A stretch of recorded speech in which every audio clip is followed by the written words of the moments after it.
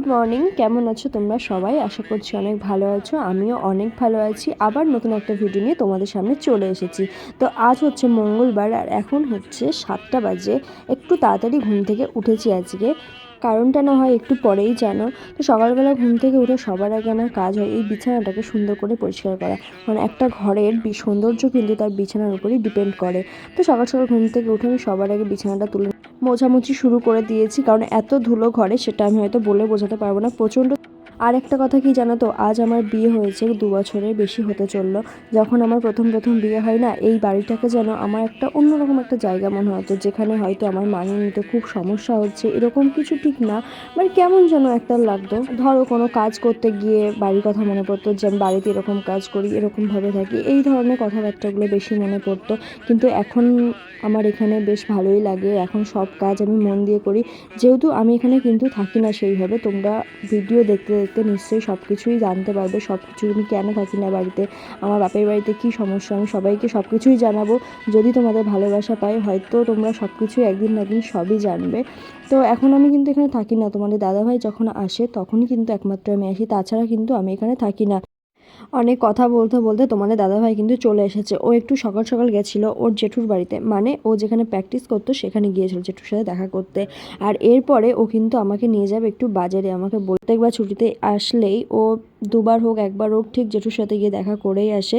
আর ও আমাকে তাড়াতাড়ি করছে, যে বলছে তুমি তাড়াতাড়ি রেডি হও, আমি তোমাকে বাজারে নিয়ে যাবো। আমি ওকে বললাম একটুখানি টাইম দাও। তো আমার কিন্তু কাজ মোটামুটি কমপ্লিট, এবার আমি ঘরটা ঝাড় দিয়ে বেরিয়ে যাব। আমাদের কিন্তু বাইরের কাজ সব আমার শাশুড়ি মা অনেকক্ষণ আগেই করে নিয়েছে, শুধু এই ঘরটাই বাকি থাকে। কারণ আমি একটু যেহেতু লেট করে ঘুম থেকে উঠি, আমি যে টাইমে উঠি সে টাইমে কিন্তু আমার শাশুড়ি মায়ের কাজ হয়ে যায়। আর এই যে প্লাস্টিকটা দেখছো না, এর মধ্যে আছে কিছু আবর্জনা, যেগুলো আমি ঘর থেকে বাইরে ফেলে দিচ্ছি। আমাদের মানুষের জীবনেও এরকম কিছু মানুষ থাকে যাদেরকে এরকমভাবেই বাইরে ফেলে দেওয়া উচিত।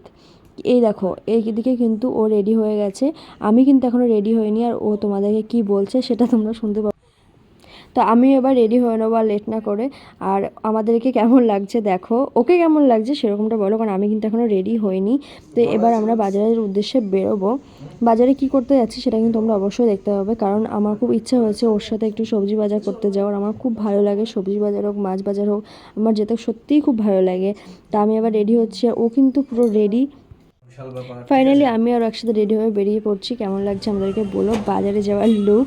আর এখানে ও আলু কিনতে বসে গিয়েছে, আরও অনেক কিছু সবজি নেওয়া হয়েছিল, সেটা আমি দেখাতে পারিনি কারণ প্রচণ্ড লজ্জা করছিল। আর এখানে চলে এসেছে একটা মিষ্টির দোকানে, আর মিষ্টির দোকানে এসে আমরা কিছু মিষ্টি আর একটু পরোটা ঘুগনি এইসব কিছু নেবো বলে, কারণ আমি আমার মাকে সকালবেলা রান্না করতে না করেছি। আর এদিকে তোমাদের দাদাভাই মিষ্টি কচুর সব কিছু নেওয়া হয়ে গেছে। এবার আমরা বেরিয়ে পড়ছি এখান থেকে, কারণ চলে যেতে হবে বাড়িতে, অনেকটা বেলা হয়ে গেছে, সবাই মিলে খাওয়া দাওয়া করে নেবো। বাড়িতে এসে দেখি শ্বশুরমশাই এবং শাশুড়ি মা ওরা কেউ বাড়িতে নেই, ওরা গেছে একটু জমিতে। আর আমার যে মাসি শাশুড়ি আছে উনি আমাদেরকে এসে বলে গেল যে তোমরা খাওয়া দাওয়া করে নাও, তোমার শাশুড়ি মা আমাদেরকে বলে দিল। আর তোমাদের দাদাভাই যে কি বলছে আমি সেটা তোমাকে বলছি। ও আমাকে বলছে যে কি দিনকাল এলো যে খেতে বসেও তুমি ভিডিও করছো। এবার আমরা দুজন মিলে খেয়ে নেব, অনেকটা বেলা হয়ে গেছে, এবার না খেলে সত্যি সত্যি খুব লেট হয়ে যাবে। মা আর বাবা ওরা কিন্তু এখনও আসেনি। আর একটা কথা কি জানো তো, একজন স্বামী যদি ভালো হয় না, সেই মেয়েটি যে কতটা সুখী সেটা হয়তো অনেক মেয়েরাই বোঝে, আবার অনেক মেয়েদের কাছে সেটা হয়তো কোনো ধারণাই নেই। সত্যি কথা বলতে আমাদের বিয়ে কিন্তু দেখাশোনা করে, তাই বলে কিন্তু এটা নয় যে আমাদের ভালোবাসার খামতি আছে, কম আছে, সেরকম কিন্তু কখনোই না। লাভ ম্যারেজ হোক অ্যারেঞ্জ ম্যারেজ হোক, দুজন মানুষের মধ্যে যদি মিলটা থাকে না, বন্ধনটা যদি ঠিক থাকে, কোনো কিছুতেই কিছু না। আর এই দেখো আমি এখন শুয়ে আছি, কারণ আমার শরীরটা না খুব খারাপ লাগছিলো, মাথা ঘুরছিল, গা হাত পা শুধু কাঁপছিল, কেন জানি না। আর এদিকে মা রান্না করছে আর বাবা মায়ের কাছে বসে আছে। তো আমি চলো দেখাচ্ছি মা কি রান্না করছে। মা রান্না করছে এখন মাছ ভাজা, সম্ভবত হ্যাঁ মাছ ভাজা, বাঁধাকপি এদিকে সিদ্ধ হচ্ছে। আর জানি না কী কী রান্না করবে। আমি একটু উঠে এসে দেখলাম, তো আবার ঘরে গিয়ে শুয়ে পড়েছিলাম, কারণ শরীরটা সত্যিই খুব খারাপ লাগছিল। আর ওদিকে মা আমাকে বললো একটা আম পেড়ে দেওয়ার জন্য, কারণ মা বললো চাটনি হবে। তো আমি গাছ থেকে একটা আম ছিঁড়ে দিলাম। তো মায়ের রান্না বান্না মোটামুটি কমপ্লিট। আমি তখন ঘুম থেকে উঠেছি, আর তোমাদের দাদাভাই ও একটু ক্লাবের দিকে ছিল। তো আমি ঘুম থেকে উঠে ঘরটা ঝাঁটিয়ে, ঘরটা পরিষ্কার করে, সব ঘরগুলো পরিষ্কার করে ঘরটা ঝাঁটিয়ে এখন উঠোনটা ঝাড় দিয়ে আমি স্নান করব। কারণ এটা হচ্ছে আমার যে কী অভ্যাস আমি সেটা বলে বোঝা, প্রতিদিন স্নান করার আগে আমি উঠোন ঝাড় দিই, ঘর ঝাড় দিই, সব কিছু পরিষ্কার পরিচ্ছন্ন করে স্নান করি। আর ঘুমানোর সময় আমি ঘরটা সুন্দর মা তো সব কাজ করে নিয়েছে, আমি শুধু উঠোনটা ঝাড় দেওয়াই বাকি ছিল। উঠোনটা ঝাড় দেওয়া হয়ে গেছে, এবার আমি স্নান করে নেবো, তারপর সবাইকে নিয়ে একসাথে খেয়ে। আর কাল যাব আমরা আমাদের বাড়িতে, কারণ এখন আমাদের বাগানে লিচু ভাঙা হচ্ছে। বাবা দাদা ওরা একা একা সামলে উঠতে পারছে না, তাই তোমাদের দাদাভাই যখন ছুটিতে থাকে ও প্রতি বছরই যায়, একটু বাবাকে হেল্প করে, না হলে বাবার একা খুবই কষ্ট হয়ে যায়। আমি স্নান করে কিন্তু রেডি হয়ে গেছি, রেডি হয়ে আমার ক্যামেরাম্যান হচ্ছে তোমাদের দাদাভাই। স্নান করে আমি সিঁদুরটা পরে নিচ্ছি। আমি যেহেতু নতুন নতুন ভিডিও করছি, তাই কোন কথার পর কোন কথা বলতে হবে আমি সত্যিই জানি না, তোমরা প্লিজ একটু মানিয়ে নিও। আর কোনো ভুল হলে তোমরা আমাকে শিখিয়ে দিও।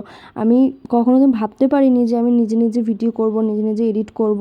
তো যদি তো যে ভুলগুলো হচ্ছে বা যে ভুলগুলো আমি করছি, তোমরা প্লিজ সেগুলো একটু মানিয়ে নিও আর আমার পাশে থেকো। তোমাদের পাশে থাকাটা খুবই দরকার।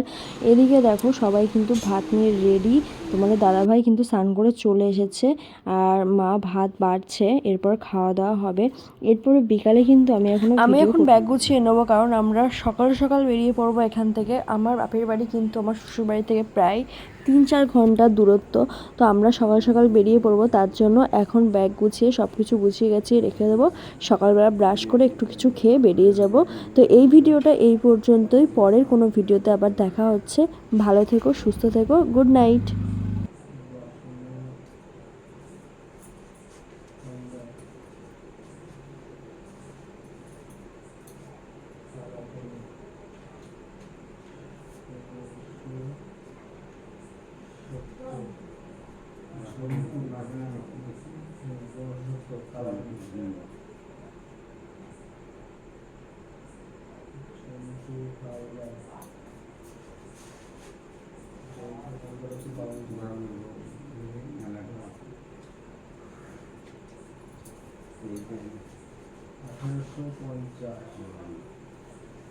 ঠিক আছে, কালাকুনি কোনি হালদার, কোনি হালদার বউ 1200 টাকা।